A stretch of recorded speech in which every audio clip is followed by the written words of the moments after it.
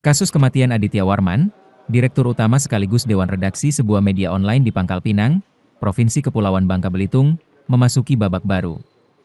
Korban ditemukan tewas di dalam sumur di kebun miliknya di Kelurahan Air Kepala 7, Kota Pangkal Pinang, pada Jumat, 8 Agustus 2025. Polisi sebelumnya telah menangkap dua terduga pelaku, Hasan Basri alias Abbas dan Martin alias Akmal. Dari hasil penyelidikan, keduanya diduga tega menghabisi nyawa korban karena kecanduan judi online. Motif tersebut diungkapkan dalam konferensi pers di Mapolda Babel pada Rabu, 13 Agustus 2025. Namun, keluarga korban mengaku belum puas dengan penjelasan yang disampaikan. Mereka menilai masih banyak hal yang belum terjawab, mulai dari kronologis lengkap kejadian, motif sebenarnya, hingga kemungkinan adanya pihak lain yang terlibat. Kebingungan semakin besar karena salah satu pelaku merupakan orang dekat yang bekerja sebagai penjaga kebun milik korban. Bagi keluarga, peristiwa ini menjadi pukulan mendalam. Mereka menilai korban selama ini memiliki niat baik membantu orang di sekitarnya, namun justru dibalas dengan tindakan keji. Keluarga berharap polisi dapat mengusut tuntas kasus ini secara detail dan transparan. Selain itu, mereka juga mendesak agar kedua pelaku dijatuhi hukuman seberat-beratnya, bahkan tidak menutup kemungkinan hukuman mati, sebagai bentuk pertanggungjawaban atas perbuatan yang telah menghilangkan nyawa korban.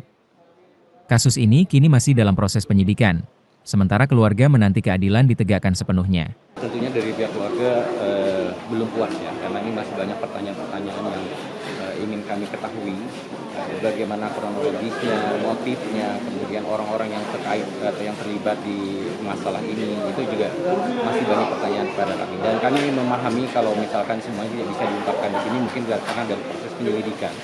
Namun kami berharap nanti bahwa dari kepolisian sendiri memang benar-benar bisa mengusut tuntas masalah ini dengan sedetail-detailnya, agar kami pihak keluarga juga tidak ataupun tidak bertanya-tanya lagi masalah ini, karena kami merasa bahwa banyak sekali hal-hal yang tidak kami pahami sehingga abang kami atau sebagai korban ini bisa dibunuh seperti ini.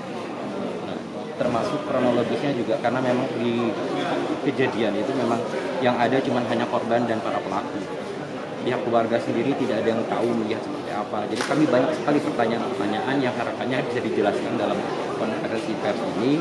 Namun sepertinya belum semuanya terjawab buat kami. Kami memahami itu, sekali lagi dalam proses penyelidikan berikutnya akan ada penjelasan lain. Kami merasa bahwa abang kami ini adalah orang yang menjadi korban sementara dia yang mempekerjakan orang. Artinya dia punya niat baik untuk membantu orang lain. Kemudian orang ini ternyata berbuat jahat dan membunuh. Itu yang membuat kami sangat sedih dan terpukul. Jadi dari perkembangan itu kami memikirkan apa masalahnya, apa alasannya, apa motifnya, dan bagaimana cara dia melakukannya. Itu yang mungkin belum bisa terjawab secara detail.